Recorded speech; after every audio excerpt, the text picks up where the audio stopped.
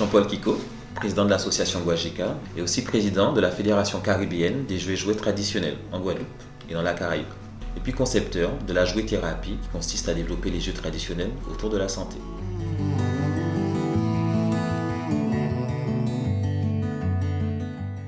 On utilise les jeux traditionnels que ce soit au niveau de la pédagogie, au niveau des scolaires, que ce soit au niveau aussi de l'histoire, de la transmission, mais aussi au niveau de l'artisanal, également au niveau de la santé, comme on disait, par rapport à la jouet-thérapie.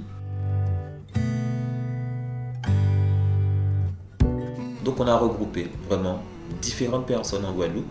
Donc certains par exemple vont nous faire des cerfs-volants, d'autres vont nous faire des trottinettes, dont on va produire par exemple des Ika et Paka. C'est vraiment une mixité, un regroupement de tous les savoirs et savoir-faire des acteurs guadeloupéens autour de ce patrimoine des jeux traditionnels. Ah, raté. Hop là.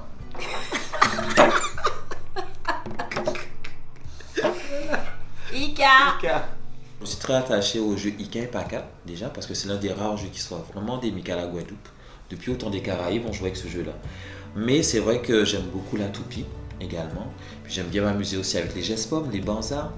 Et puis ça fait monter l'adrénaline lorsqu'on joue avec les cabois ou les trottinettes. Donc les enfants allaient des fois dans les usines pour récupérer des roulements, pour faire des cabois, ou bien ils allaient au bord de la mer pour récupérer certains coquillages, pour décorer certains jouets. Bref, il y a vraiment une récupération et une utilisation de l'environnement proche. Et c'est ce qu'on essaye de faire aussi, à partir des matériaux qu'on retrouve régulièrement. Donc il y a des gens par exemple qui nous remettent des tissus. Avec des tissus on pourra faire des poupées. Il y a des personnes qui nous remettent des palettes. On peut fabriquer des petits cabois.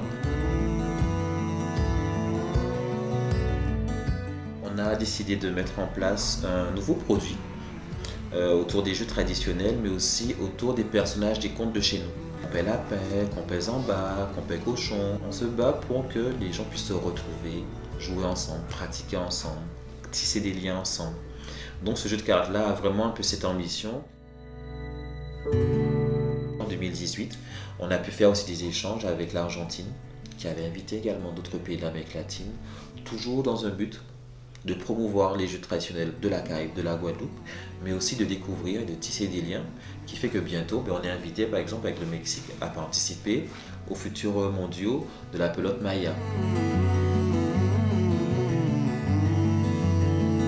Donc ça permet vraiment de créer des liens et surtout de fonder une structure suffisamment grande qu'on puisse valoriser et surtout permettre aux enfants par la suite de savoir quels sont les jeux de leurs différentes régions respectives. Que si on ne fait pas d'action suffisamment forte pour pouvoir maintenir ce patrimoine-là, il risque de mourir, il risque de partir.